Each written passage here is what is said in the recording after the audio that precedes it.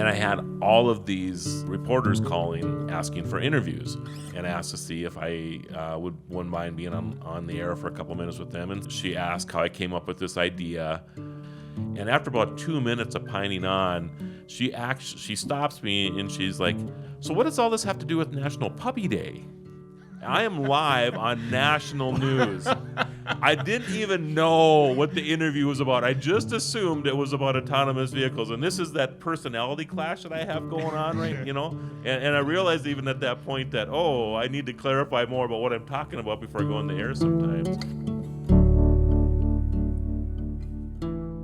Today we're talking with Marlo Anderson, the founder of National Day Calendar. Marlo Anderson knows how to celebrate every day. Welcome, Marlo. Well, thanks for having me here today. Excited to visit about the journey, I guess you could say, right? Absolutely. Yeah. Absolutely. Thank you so much. It's an honor to have you here, and I'm excited. We got to talk a little bit about your story and this entrepreneurial journey that I think is pretty crazy, and I hadn't heard. I don't know.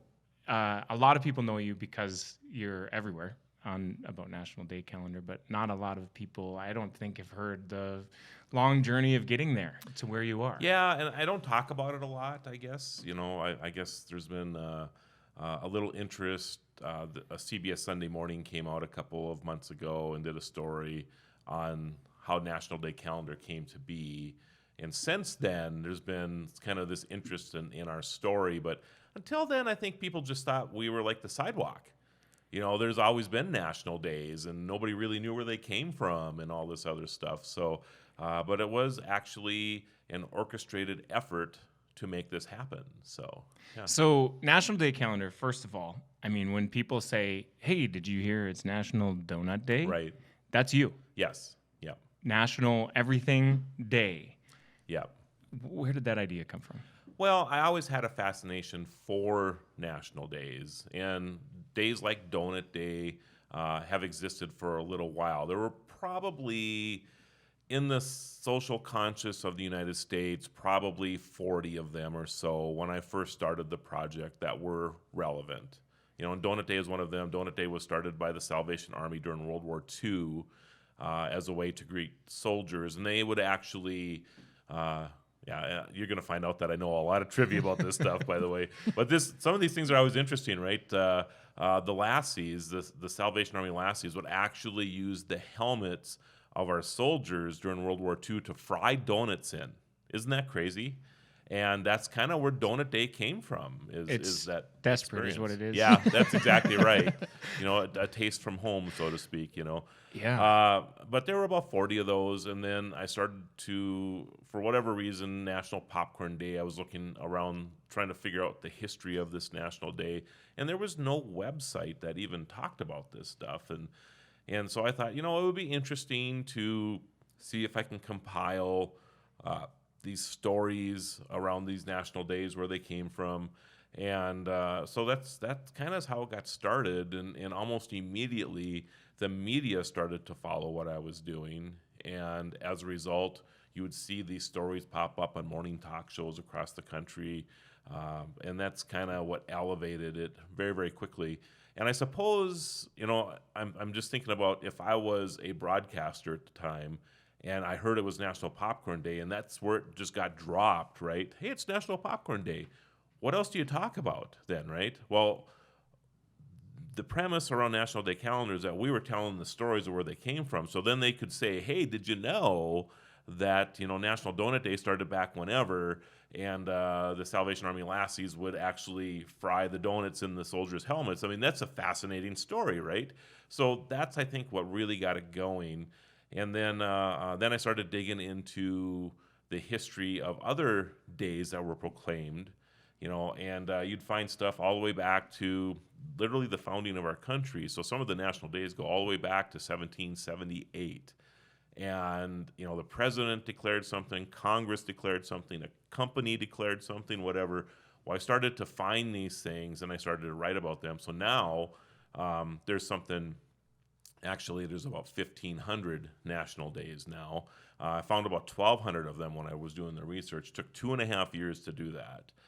my nights, my weekends, all that other stuff. And everybody thought I was crazy. I know you two have also heard that it's crazy when you get into business or whatever. This wasn't even a business. It was just a blog I was doing, and it just kind of took off. So at the beginning, it's a compilation of all of the different days, all of the different information that you can. Right, So right. This is National whatever day.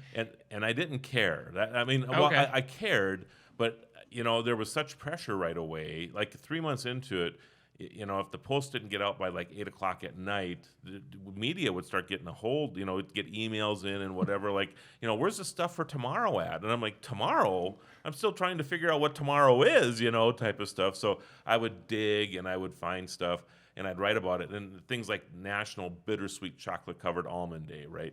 Something from like 1838. And the technology at the time allowed that bittersweet chocolate process to happen. And I suppose somebody lobbied the Congress or president or whatever, and they got that day declared. Usually these were one-offs, so it would be like it was just for that year. And then this crazy guy from Mandan, North Dakota, 200 years later, writes about it again, and it becomes a thing.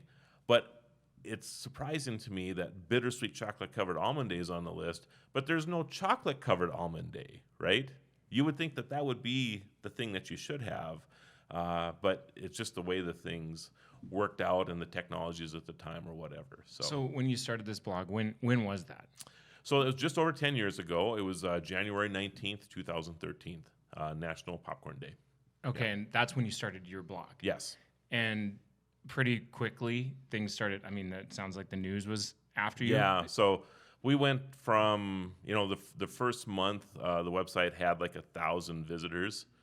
And I look back at that now and I laugh at it, but at the time, I built websites for other companies, and there were websites that I built for companies that didn't have 1,000 people in the whole year, come to their website, right? So I'm like, where are these people coming from? 6 months later, we had 1 million people come to the website in that 6 month. Wow. So we went from 0 to 1 million people in a month in 6 months. Yeah. So you pretty quickly saw that you've got something here. Yeah, but it really took until it was like another 2 years, through a process of I won't say the debacle with Radio Shack, but I had another company that we had kind of gotten into bed with Radio Shack. And of course, they filed bankruptcy, which devastated our company. And I won't get into all of that unless you want to talk about that some more. But this was on the rise at the time. So a lot of companies would love to have millions of followers and the attention that we had every day. So we just kind of took that and, you figure out where the lemonade's at, right? Mm-hmm. And that happened to be where the real lemonade was at the time. So we just decided that, when we all sat down as a company and said, hey, there's this blog thing that Marlo's got going on that has exploded, and we can't even do our regular job around here because the phone rings nonstop about National Day stuff, So we just decided that we either had to get rid of that or turn it into something, because it was at that point, because it was costing us way too much money to support my hobby. So we just decided to make a company of it and try to figure it out. So that was kind of my question: is when you began it, was it a hobby? It was a hobby. So this was Strictly not a hobby. Strictly a hobby. It's just that now you have an audience. Yes. Interesting, because when I started a blog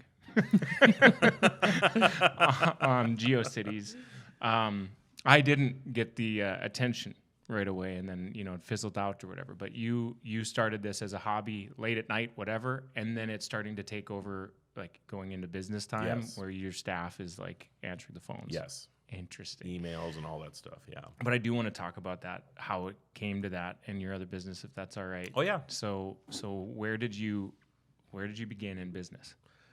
Wow. So that goes back a ways, back to shortly after high school. I was going to go into broadcasting, which is kind of funny that now I'm in broadcasting. Right. I had a scholarship to Brown in Minneapolis, which is a broadcasting school. And I decided not to go there because I had an aspiring career in restaurant management, which basically meant I was the night manager at a fast food joint, right? But and I don't know why. I look back at that and I still kind of shake my head as to why I didn't do that, but I didn't. And and shortly thereafter, I had an opportunity to go to, I'm doing the air quotes right here for those that are listening, go to work for World Book Encyclopedia. But that really is like a 1099 job. I mean, it's a gig. It's one of these cold calling, door to door type of scenarios. But I grew up with World Book, and I couldn't have been more excited. I really was. I'm 18 years old, and I'm selling what I consider to be why I'm educated. Was because I consumed them. I literally consumed them. They taught me how to read. I go into the first grade. Didn't have kindergarten because where I lived at, we didn't have kindergarten. But I go into first grade knowing how to read because I had Childcraft and World Book, and they had this little disc thing, the discograph or something like that. And that's where you'd learn phonetics and all this good stuff. So I owed a lot to this company, and so for the next 8 years, I worked for World Book and built this great organization here in the Dakotas, and had a lot of fun. But the old boy network of World Book, I was the youngest division manager ever in World Book. I was aspiring to be one of the 12 branch managers because there's only 12 of them across the world, and computers were coming along. And this is like in 88, 89, and the CD-ROM. CDs came out in like 80, I think it was late 84, became really prominent in like 86, 87. And then CD-ROM was the next evolution of that, where we could put information on there, not just music, right? And I remember having this discussion in like 88 with the branch managers and the president of the company, and his name is John, or was John. Oh my goodness, can't remember his last name now. Anyway, he basically said that we were around when radio came out, and everybody said that World Book would disappear then, but they didn't. When talkies came out, when movies came out, when television came out, he gave me this whole thing. The internet, and the internet was just in its crazy infancy at that time, and computers are just a fad, just like the rest of it, and we'll be fine. And I was like, this is a little different than the rest of them because you can search for information here. This is a little bit different. So I walked away from what I was doing there because I didn't think that they had the pulse and where we were going, and that's kind of that. So you went to the president of World Book Encyclopedia. I knew him personally. You knew him? Yes. And yes. you said, internet is coming. Are you prepared? And he's like, well, and more about computers. I mean, we talked about the internet because I was already hacking into BBS's, bulletin board systems, and things like that at the time. I guess I didn't really envision that the internet would be like what it is today. I knew it would be something, but there was no GUIs, no graphical user interfaces, so it was just text. You were typing on a keyboard, hacking into. But still, even that is really cool to put on your Pretty resume. Cool. Yes. I'm the guy who told the encyclopedias that the internet was coming. Well, and to add insult to injury to them, so World Book was number one in the world for encyclopedia sales. Britannica was number two, and then there was like this whole list of 40 other encyclopedias like Funk and Wagnall that you get at the grocery store and things. And one of those, and I think it was Grolier or Collier, it's one of the Olliers, I guess, decided to do this. And then, of course, they had the IP on that. And then when World Book finally decided to do this, they had to pay their competition licensing fees because they're the ones that actually developed the IP around it. So it's always interesting to me that you could be the number one thing in the world. And, we've seen this happen many times. Look at Yahoo. Look at MySpace. Google right now, in my opinion, is in big trouble because of ChatGPT and other artificial intelligence that's coming out.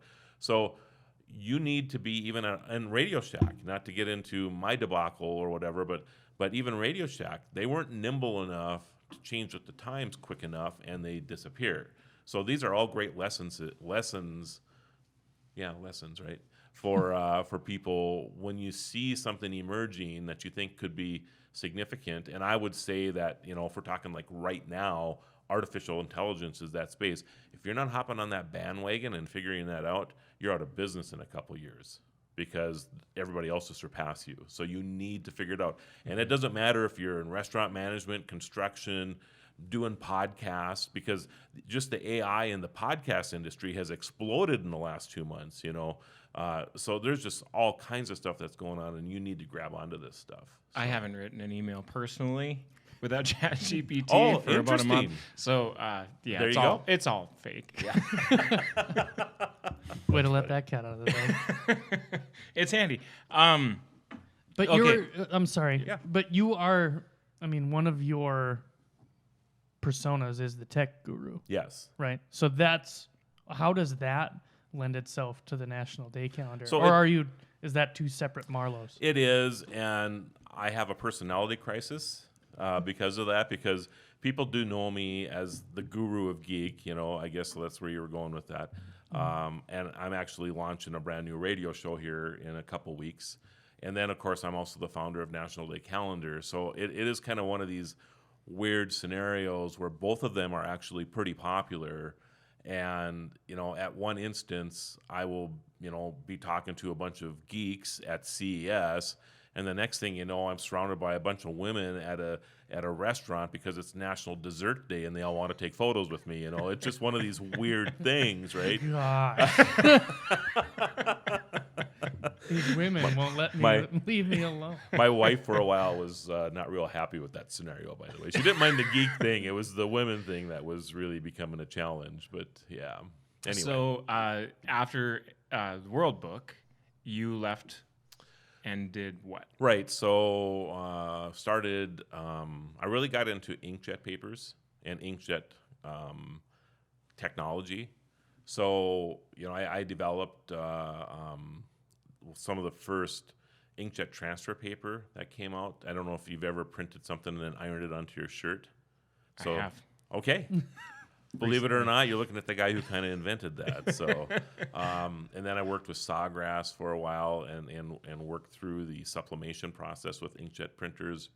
And sublimation would be like on the cup that you have behind you right there. That might be a sublimation on the cup. Changes the color of polymers at the molecular level. So, you put it in a heat press and then it does its magic. Won't get into all the science of that. And then I invented, along with Nick Ressler, what we called the ink machine, which actually sat out the cost of cartridges, of course, for inkjet printers is significant. And at one time, and maybe still is, some of the most expensive retail product on the planet. HP at one time was getting $50,000 a gallon for their inkjet inks.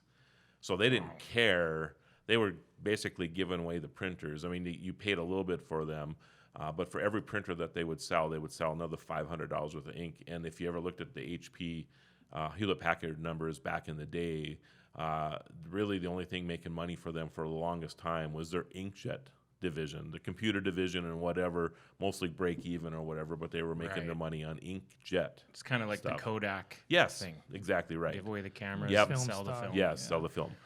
So anyway, so got into that. Had a print shop in Mandan, North Dakota for quite a few years. And then started selling our inkjet papers online, sold the print shop, went totally online with printonit.com, and then printonit.com. Printonit.com. What year is this? This is probably about 1999. So even this is still kind of early for e-commerce. I was number 265 on eBay. Just meaning I was seller? like Seller number yes, 265? That's correct. Wow. That was the first online platform that I sold inkjet transfer paper on. First dibs on great usernames. It was not. Still went with Marlo 1999. Actually, it was Marlo 2, but you were pretty darn close. That's amazing that you know that. And it's funny that my usernames for all these years has stayed with Marlo 2 now because of great. eBay, they wouldn't let you have just like your first name, and I put a 1 behind it, and that got rejected. And I'm like, are you kidding me? There's nobody else Marlo is not exactly a popular name, so there's nobody else. There's no way nobody has Marlo 1, But anyway, yeah. So that and we started selling our inkjet transfer papers on there, and I'm hand coding this stuff right in the back room of my shop. We would actually mix the chemical, take a transfer. It was kind of a polymer sheet, and I would actually take a paintbrush and paint this stuff on there. And that was the early days of it. I remember somebody come into our print shop because they were both going on at the same time. We were selling online and had the print shop for a couple of years at the same time. And we had done this shirt. It was like an 11 by 17 print in full color. And somebody come in and said, "Hey, can you do that for like our soccer competition we have coming up?" And I'm like, "Well, sure. I suppose we could do a couple shirts." And he orders like 500 shirts, and I'm like, "What? You want us to do 500 shirts?" And of course, you always sell first and figure it out later, right? This is my motto, right? You always figure it out. If you can sell it, you can figure it out. Well, we figured it out. The one thing we didn't figure is that the pH balance in some people's perspiration is different than others and reacted to the ink. So there were some shirts that just blew out, color everywhere, and then the very next person on the same team had a perfect shirt. It was just one of those things. Oh, interesting. But you don't know these things, so you didn't have enough time to test it. They just decided that they wanted to buy these. We were at the New Salem, the Morton County Fair. We took a booth that year too, and we had an 11 by 17 or a 13 by 19 printer by Epson, like the Epson 270 or for whatever it was. And we said that we would print photos on T-shirts out there. We totally ran out of ink the first day. I remember calling Fireside Office Products because I knew somebody over there and asked to see if on Sunday morning the guy that he would meet us over there and sell us every cartridge he had for this printer. The fair ended like at 5 that evening. We didn't leave till 9. They were literally sweeping the place, and we still had a line off our booth. So we thought, maybe we got something here. So anyway, that's the story behind in that. that situation, people were coming up to you to get, like, did you already have pre-designed? No. So they could do their own thing? Yep, they would bring their photo in. This is before digital cameras and or the big advent of digital cameras like what we have today. There were a couple at the time, but nothing major. You had to put a floppy disk in them, actually, if you remember that. And but if you brought your photo in of your farm or whatever, some people brought their, somebody would, like the farm shot of an airplane that would fly over and take the, people brought those in. Yeah, it was, we were very, very busy because of that. And we went to the state fair, the same thing. I mean, we were crazy busy that summer. And then the ink machine, which we were also showing off at the time, that became the bigger deal because people would buy those and we would attach them to Epson printers, and then it was a bulk system. Instead of having inkjet from cartridges, you would buy ink from us in bulk. It was like $100 for 40 sets worth of cartridges. So, I mean, a lot of times we'd sell one and never even hear from the customer again because they never even got through all their ink, in a timely manner. So, but we had some heavy users as well, so we would buy the ink. We would go to these fairs or whatever, and I remember one time we were in Fargo at the Pride of Dakota show. We walked into, we sold out of every printer we had brought with. So we go to Best Buy that Saturday morning, because this was on a Friday already. So it was just Friday night. Saturday morning, we went over there. We bought every Epson printer they had in the place. And there was this gal that was behind us in the line, and she's like, "You must really like Epson printers," because we must have had like 18 of them in the cart, So, oh my goodness, we would run over. We would take our trailer over because you can never get the darn things because they were always promised out to stores. So we were trying to order them directly all the time, Epson printers, because that's the ones that we worked with. This is what worked well with the ink machine. So we were running to Fargo all the time with our trailer to Sam's Club or whatever. Because at that time, you didn't have the ability to order stuff online, so we would buy everything out that we could in Bismarck, Mandan. We'd run over to Fargo and buy everything out that we could. Full retail price. Full retail. But it's interesting. The retail price on those was less than we could order them wholesale. Oh, so they were sure. loss leaders in these stores as well because it was all about the ink sales on these things. That is interesting. Yeah. So the invention, was that the cartridge, or are we talking about an addition that you It was an addition. attached? It actually sat outside the printer. Okay. If you had a 4-color or a 6-color printer, it would be these, this. I'm trying, like a jar with 4 dividers in it Yeah. or 6 dividers with tubes that would come out right into the printer. And then we'd set up these tubes to actually go into the specialized cartridges that we would make. And it would just always keep filling them up. So when you had the printing shop, were you just like, you had this idea and you just started tooling around and Yes. fiddling with it Yes. until it worked? Yes. Like you're an inventor. So, yeah, I mean, I've always been inventing things, yeah. Yeah. Yeah. So evenally you got it. So the pH worked out. Yes, And yeah. people could sweat in their shirts. That's right. That was and all the farm good. picture won't. Oh, that's good. Okay, so then that your young business, this seems like it's skyrocketing. So doing well, and eventually, I think it was like in 2006. Nick and I were coming back from one of these events, and we were talking about the demise of VHS tapes. Nolan's going to appreciate this. So we're like, what are people going to do? I mean, you can't. It's getting harder and harder to get VHS machines or to run your film, your 8mm film or whatever.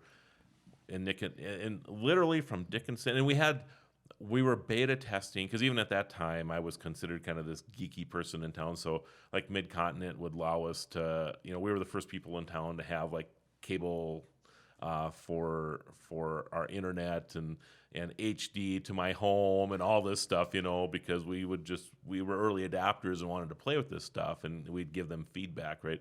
Well, we had a phone that had internet on it.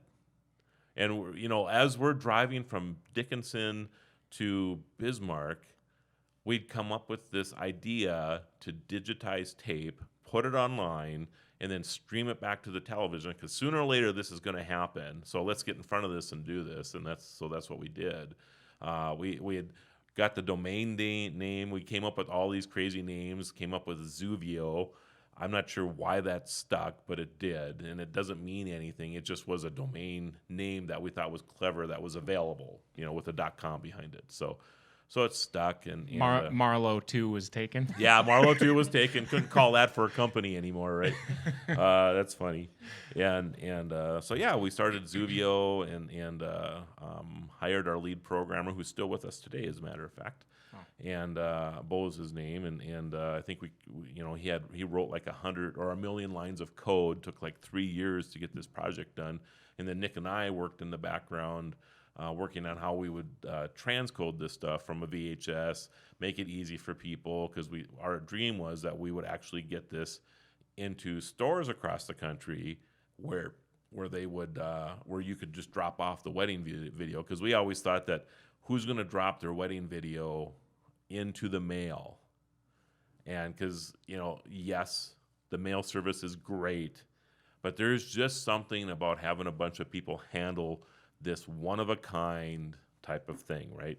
So we thought it would be best if we had places across the country where people could drop these things off. So in 2012, so we work on this for obviously quite a few years, get it going. And then we had meetings with, at CES in 2012, we had meetings with Best Buy, and then somehow another Radio Shack found out about this. So they jet over to talk to us, and we had created these 3 videos by Matt Fern. Mm-hmm. I should show you these sometime. The guys that were with Radio Shack actually were weeping watching those videos. We had 3 1-minute shots of people when they experienced, and I think you and I talked about this before, Brian, and I get a little choked up about it yet too. There's this one gal in particular that's because she had never seen her parents' wedding video before, and the surprise was that these people who had never seen these videos before, we actually filmed their reaction the first time they were able to see these, because they had no way to play them, right? So it was really, really touching, and they signed on the spot. So we start shipping out these machines that Nick and I had developed that you could just drop a tape into, push play on that, push record on this transcoding unit, and it would actually record the video then to an SD card. And there was a little TV monitor we had attached to this thing. So it was real easy. Cost about $2,000 to send a unit out to a Radio Shack. They were This going is like a stand-up unit, It a was- customer-facing. No, it would Okay. it would be more along the line that the person that worked in Radio Shack would take your videotape Okay. in, they'd take it to the back room, and then they'd put it in there. It took maybe 3 or 4 minutes worth of time to do it. If it was a 2-hour video or 4-hour video, you didn't have to monitor it. It would just do its thing, and then auto stop when it was done, right? And then they would just upload it into the private Zuvio vault. Not like YouTube where it was to the world, it was private to you. And then you could share it to friends and family or whatever without sharing it to the world. So it was pretty cool. So at this point, then Radio Shack had signed on Yep. to. So Radio Shack is saying, Yes. get your wedding videos or whatever Yes. digitized Yes. with Zuvio. That's correct. So we're 3 months into this, and we'd shipped out a couple thousand units. So we're millions of dollars into this now, and they declare bankruptcy. Okay. So So A moment of silence, please. yes. So we had, I think we lost about $2.5 million on this deal because there was, I mean, we got the first 2 checks, but they weren't as big as this third one. That was, by that time we were in full blown, like sending units every day, training the Radio Shack. Every day we had training with the Radio Shack people who had, they had a set time every day that we'd get on. Whoever wanted training could get onto this call. I mean, there were days we had 100 people on a call, you know, so it was a pretty significant thing we had going on, and then it just disappeared, just like that. And you're a growing company. I mean, this is a startup. Oh my essentially, goodness! Yeah, I mean, literally had a bridge loan with the bank, mortgaged our house, our business building. We had everything we had into this. So the bank afforded all of these units that you're shipping out. Yes. And how did you get the news about Radio Shack? We just realized we weren't getting paid in a timely manner, and then I think I was coming into work one morning or whatever and heard on the news that they had declared bankruptcy. Oh. So it was not a good day. How many people did you have on your team?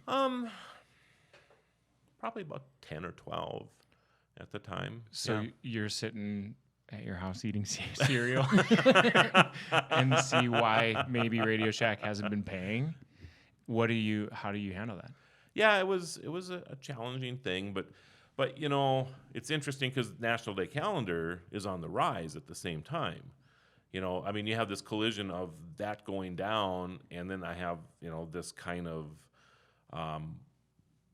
whatever you want to call it, this hobby that is taking over everything, right? And that was the collision that was going on. We're busy with this Radio Shack stuff, but the phone doesn't stop ringing because it's people with National Day Calendar stuff all the time, right? So you just look at this and you're like, all right, you know, we obviously have something over here that we were thinking that had to go away because we just can't afford to keep up with all of this stuff with the hobby part. Maybe that's the direction we're supposed to go in, you know. And are you we in need to like a change. Debt service needs to be paid? Yes. And now we got to figure this out. So quickly, let's hustle in and make this. Let's monetize Yeah, I mean, Day Calendar. I had to go have a visit with the bank because, you know, there's $1 million that's unsecured because it's a bridge loan. You know, I mean, the other choice is to file bankruptcy too, right? But I would not do that. You know, so we just figured it out, you know, and within a year we were able to pay that back. Wow. You know, so From National Day Calendar not making any revenue right, to a year later, right. just like flipping on the Yep. switch. And Yep. and this other thing went away then completely. So Snuvio still exists. Okay. Yeah, it's just not on the national level that we had envisioned it to be. We were probably a little ahead of our time with some of the services because now everybody streams everything. We were actually in front of that a little bit. You know, we had developed an app for the Roku. We were, I think, like the second or third app other than Netflix that was on Roku. And you can actually access your video library from Zuvio right to your streaming device. And you can still do that today. You know, and people bring in fact, we're busier now than we ever have been with Zuvio stuff. So you're still involved with Zuvio? Oh, yeah. We still have people bring in their tapes and reels and stuff all day long, yeah. So it's a fairly small team. Would you say 4 or Yes. 5? Well, we have, in the office we have about 10. Yeah. 10? Yeah, But we have at a the lot time? about the same. I mean, Okay. we didn't lose anybody through all of this. Everybody just transitioned over to different things, and Did you have like a all team meeting and of course, and say, hey, by the way, yes. Radio Shack went bankrupt? So I didn't have that discussion with them. Okay. Most people didn't know that this was going on behind the scenes. This was a conversation that didn't. I mean, this was more personal than it was to my team. They knew that the Radio Shack thing was done because they filed bankruptcy. They didn't realize how dire things were for the company. So how stressful was that? it was very stressful. Yeah. And as the leader who's not necessarily talking to his team about it or can't maybe lean on his team for Right. that, what did you do personally? Yeah, that's a good question. I guess I've never had anybody ask me that before. I guess I'm always a person that looks for solutions and try not to dwell on the past so much. A person can really get worked up on things, if you're, and I just knew that I could figure this out. I just needed maybe a little more time than what, I was allotted to maybe for the bank loan or whatever, but yeah, I mean, that's just how it is. And, we emerged from it and there was probably, not that memories aren't important, because I think they are. And I think the storage of memories are important too. Which is probably why we continue on with Zuvio. But I think there's a greater message with Celebrate Every Day. Sure. I think it means more to more people, maybe living in the moment or understanding that when you wake up in the morning, you have a special gift, right? So I don't know. I told you I was going to get emotional. Maybe there was some divine intervention here. I mean, who knows what this all was.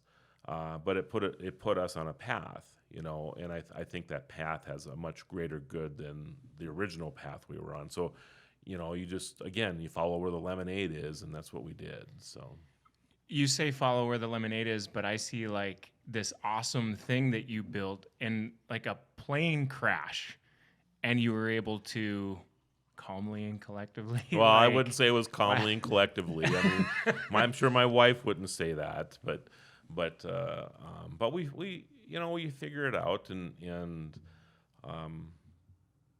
I guess I don't know any better. I've never really worked for anybody, so I mean, there was that talk too. I mean, do we go and work someplace else, or who in their right mind would hire me? I mean, that was my thing. I mean, even Walmart would look at me and go, I don't know, that guy's got ADHD and he's got a bunch of crazy ideas, so that's not going to happen. Was there a moment when you, with every business that you've probably had, where you were like, okay, we can do this now? What was the moment with National Day Calendar where you knew, okay, this is doable? Probably. So there's two things, and Brian, I think I shared with you the letter, right? Or did I not share the letter with you? No. Oh, I have to share the letter with you then. I can't read this though, but you can read it, hopefully. But 2 things in a week. And this was during the Radio Shack time too, which really starts getting you thinking about maybe a different course. But I was also involved in the Central North American Trade Corridor Association, and I had this idea for making Highway 83 an autonomous vehicle testing corridor. The autonomous friendly corridor is what we called it. So from deep into Canada to deep into Mexico and everything in the United States. So Highway 83 runs right through Bismarck here, of course, and rural and populated and whatever. And I had this idea that I shared on stage at a transportation summit about making this corridor an autonomous friendly corridor for testing. And there was a reporter in the audience, wrote this story, got picked up by the AP, and it became this huge news story. I'm on the front page or whatever. I even made Popular Mechanics. I mean, yes, that's my goal in life. Anyway, and I had all of these reporters calling, asking for interviews. Well, Fox News calls and asked to see if I wouldn't mind being on the air for a couple minutes with them. And Skype was the big deal at the time. So I hop on to Skype with them. And she asked how I came up with this idea. And I said, well, the country was founded east to west. And, our roads primarily run east to west. And rail runs east to west. and it really becomes a problem in the middle of our country. And moving products north and south is, puts us at a great disadvantage, for the raw products that we create here and all this other stuff. So I go on and on about this, and after about 2 minutes of pining on, she stops me and she's like, "So what does all this have to do with National Puppy Day?" I am live on national news. I didn't even know what the interview was about. I just assumed it was about autonomous vehicles. And this is that personality clash that I have going on, right? And I realized even at that point that, I need to clarify more about what I'm talking about before I go on the air sometimes. But so, I literally just pretended to take the one hat off, put the other hat on, and we talked about Puppy Day. But it's Give me, funny. what was that transition? Well, I'm sure I stared for like 3 or 4 seconds at the camera, like, oh my goodness, like I'm supposed to be talking about Puppy Day, It's perfect that it's Puppy Day because it's a tougher transition. Yeah. It's not. It's not Anything to National do- Road Trip Day. It's yeah. It was pretty funny, and we talked about that, and then it kind of made me realize that maybe there's something going on, even with National Day calendar. And then, as you can see, I'm opening up my wallet now. So in that week, I also got this letter that I carry with me. And again, this was a very transitional time. Now, I receive these all the time, but this is the first one that I received. And before the thing with this, I didn't understand. The one thing I didn't understand about National Day calendar is all the interest in it. I thought it was very trivial. It meant something to me. But I actually thought this was really trivial. Like, why is all this attention on this blog that I started, right? So, and I never really understood until I got that letter. So And you're asking me to read it because you won't be able to get through it? I won't be able to get through it, no. I can tell you that I'm not probably the person. I'm gonna give it a shot, though. Okay. You sure you don't want to read it? No, you go right ahead. Okay. Dear Mr. Anderson, my son participates in a day support program in Williamsburg, Virginia. This is a fairly new program in our area and has been a wondrous development for us. You see, my son Sam has Down syndrome. Many of the adults in the program are Downs, but there are other developmental disabilities as well. Their teacher, Miss Lisa Steele, is incredible. She keeps the group of 12 to 15 adults busy all day long. They do a little vocational work, get some exercise, discuss current affairs, work on crafts, and enjoy social time as friends. One of their daily activities is to discuss the National Day calendar. Miss Lisa is very creative in finding a way to link some activity of their busy day to the subjects on the National Day calendar. I hear all the details of the day when my son arrives home, including what National Day it is. You've added a great deal to the lives of a few very special people in our town. I know we've never met, but there are 2 people in my life outside of my family that I am very thankful for, Miss Lisa and you. Thank you for giving my son a reason to celebrate every day. That's good. That's really good. I can't even have you read it to me out loud. I get a little emotional about this letter. What's in your wallet? Yes. So if I have a bad day, this is always what I pull out to read because most people have a lot worse, obviously have worse lives than I do. I mean, I'm very blessed with who I am and the opportunity that National Day has given me. I mean, I meet amazing people all the time. I mean, I get to play with presidents and I get to play with homeless people. I get to play with, astronauts and celebrities and people having dessert in a restaurant. I mean, this is what my life is because of this, but it's because of that letter that, to me, all of this exists. So She said celebrate every day. Was that so that already phrase? was, yeah. I mean, so about probably a year or 2 into National Day, I forget the exact day. I was always thinking about what the slogan should be for the company, and it just came to me one day. So that was already something that we were using pretty regularly. Yeah, I even have tears. God darn you anyway. So. That probably means you're doing something that you should be doing, right? Yeah. I Cool. guess. And that came on how early? What was the date on it? So that would be about 3 years into it. So it would have been like 2016, early 2016. Yeah. You can tell it's tattered and torn. Right, yeah. But you need anything, a push 3 years in. I cannot And that's believe how nice. emotional I get over that letter. Unbelievable. That's pretty cool. Well, it was It's- really nice. And That was Wasn't that- that was Williamsburg, right? That was Yes, the town. yes. That was Williamsburg. Yes. I mean, so you've got to imagine, and that's a far reach from Mandan, North Dakota. Yeah, So yeah, so that's the there's thing, a lot right? of other letters out there. Is you don't have anything right. I'm gonna have to use my sleeve here. I'm sorry, we've That's never okay. had this. You got this old, We don't really go old for the bald fat emotional. guy balling on your podcast here now. Yeah. Not at all. Oh my Sorry. goodness. See, that'll be a goal for you. See how many times you can get your guests to cry on your show, right? So. One. That's cool. It's because you have a really great story. Yeah. It really well, is. Thanks. Thanks. And that's so how many? I'm sure you've had more people just tell you about. Yeah, what, yeah. I mean, what the day that one obviously means something. Yeah. Means something really great to you. Yeah. But there's been, there's instances. I always think about the restaurant in where's Walmart at? The home of Walmart. I'm not sure actually.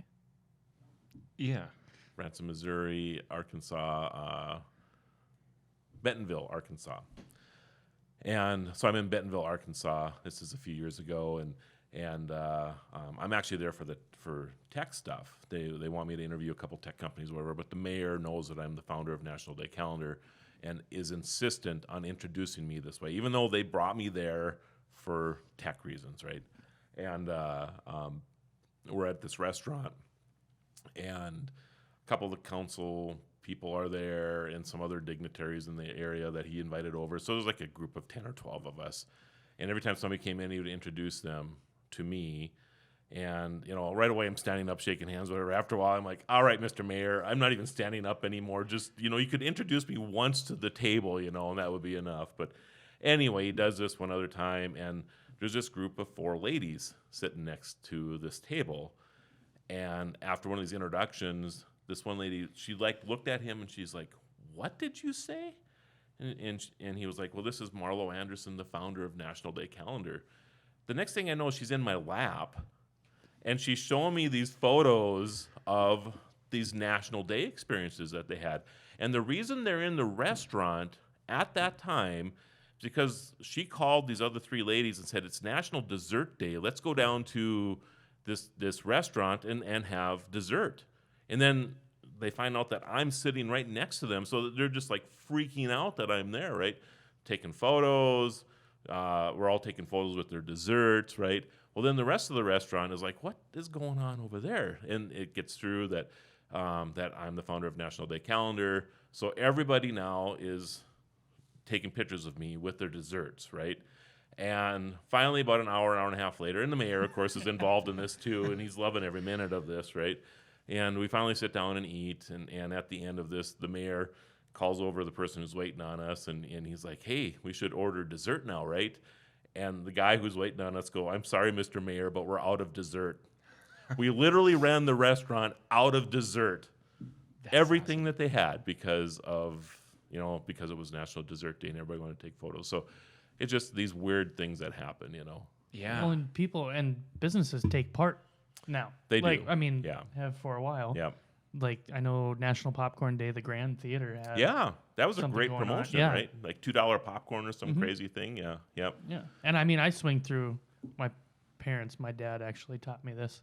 Just swing through and grab some popcorn. Oh yeah, But you don't even have to go to a movie. Right. They let you go to the concessions without going to a Right, movie. So right. I do that anyway. But people were doing that like crazy. Apparently, yeah, just yeah. it was only a couple weeks ago. That was in January. Yeah. Yep. So So you're no stranger to media, and I believe you were on Ellen. And I mean, I wasn't on Ellen. I was scheduled to be on Ellen, and then she ended up getting sick that day. I think that's the only day that it was on her birthday actually, and we were going to do this big presentation. Convenient. So, yeah. A lot of people sick on their Yeah. birthdays. Yeah. Exactly right. Yeah. Oh, but that's crazy that it's achieved such great heights. Yeah, I mean, I've been on some, like Vanderpump Rules. I was on that show, and I don't think there's a national morning show that I haven't been on. Pretty much every magazine that's of anything I've been in, all major newspapers. Yeah, it's incredible. And every day some radio station somewhere is talking about something because of Yeah, like, so we have this thing called TV Eyes. It's a tracking device, and it shows all the mentions that we have in a day. We don't even subscribe to it because they don't have a they just do it for us because they don't have a plan big enough that would handle all the mentions because it's hundreds and hundreds and hundreds of them every day across the country. And the reach that National Days have, I mean, we have about 30 that are over 1 billion in reach. You know, like Sunglasses Day, Siblings Day, just huge reach across the world. You know, that's incredible. yeah. And so when people are having you on to their morning show, are they just looking for the history? Or are they looking for? I mean, you are the spokesperson for National Day Calendar. It's a little of both. I mean, most of them are very lighthearted. We're having a little fun because it's Sunglasses Day. So I'll usually have a prop or two that's really stupid, and I'll put on a crazy set of shades or whatever. Or I'll be eating some weird popcorn concoction or something, just to have a little fun with it. But generally, that's what it is about. But we're getting in front of that a little bit now too. I mean, we're building a little bit of a kitchen studio, actually. You should come over and help us out with that, by the way, Nolan. Absolutely. Where we're going to be doing these, recipes that we're creating around National Days now and things too. So, and maybe it'll be from the kitchen of National Day Calendar or something that we'll be beaming into these stations and talking about that particular recipe we've created for that particular National Day or something to do with that state or whatever. So That's awesome. So, what if you could tell me in just like a quick synopsis about the evolution of National Day Calendar, like you're telling yourself when it began, what has National Day Calendar become? Well, it has certainly become a platform. That's something I guess I hear a lot. I never really thought about it until probably the last year or two, but it has become a platform for celebration. And, I always talk about where, everything is so divisive nowadays, and then I think a lot of it has to do with social media, and everybody has a voice, which is fine. In fact, I think everybody should have a voice, but I think people should be more tolerant of other people's voices, right? But when it's National Coffee Day, right? I don't care what side of the aisle you're on. If we're going into politics, for example, if you both like coffee, you have commonality, and you can start there. I mean, I think about there's a gentleman that I have coffee with in town. We couldn't be more extreme as far as on the political spectrum, but we both know we like coffee. And we laugh so hard most days, and we even jib each other a little bit with political commentary sometime or whatever. But he's tolerant of it. I'm tolerant of him and his beliefs, and that's great. That's the way it should be. And it's coffee that's kind of bringing you to the table. Yeah, that's exactly right. And you could take that to anything. You could take that to popcorn. You could take that to pie. I guess I'm picking on a lot of food stuff, but Siblings Day. Maybe there's a sibling that you haven't reached out to, or since last year it's Siblings Day. Just say hi. I mean, It's easy. So, where now do you see Celebrate Every Day National Day Calendar going? Yeah, I mean, we're getting more involved in national media. I mean, Nolan's as a big part of that, sitting right next to me here. We're starting to get pretty serious about filming a TV series, so that'll be interesting. Our goal is the History Channel. I mean, it might be Discovery or whatever, who knows, but that's kind of what we're hoping for this fall. And media. I think media is probably the big place that we're going to be moving to next. We have National Day Radio that we've been working on for a couple years. We're really working towards business integration into our site as well. So we're just coming out probably in the next week or two. There'll be a spot on the website where you can type in your business name. You can type in what you do. So let's say it's Joe's Donut, or let's just pick Mighty Missouri Coffee, right? And so you'll put in Mighty Missouri Coffee and National French Fry Day, which is the second Friday in July. You'll type that in there, and then it'll give you a bunch of marketing ideas on how you can use French Fry Day to promote your coffee shop. Oh, cool.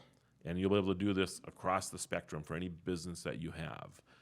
I bet you can understand where the AI is becoming a part of that. Sure. But yeah, we're just building that out right now. And I was playing with it last night. It is so cool. And these ideas that it generates are unbelievable. So we're very excited about that. So That's awesome. Great. Marlo, thank you so much. it's been for fun, you guys. Thanks for making joining. me cry. I don't get a chance to, I sweat a little bit, but usually not through my eyes. So I appreciate that opportunity. Cool. People can connect with you, nationaldaycalendar.com. Yep. Just hop on, hit the contact us, or follow us on any social media. And celebrate every day. Yep. Thanks very much. You bet. Thanks for tuning in. I'm Brian Jackson with Mighty Missouri Coffee. With me is Nolan Johnson with Quantum Digital. So if you like how this sounds and looks, thanks to Quantum Digital, if you like the way that this smells and tastes, that's thanks to Mighty Missouri Coffee.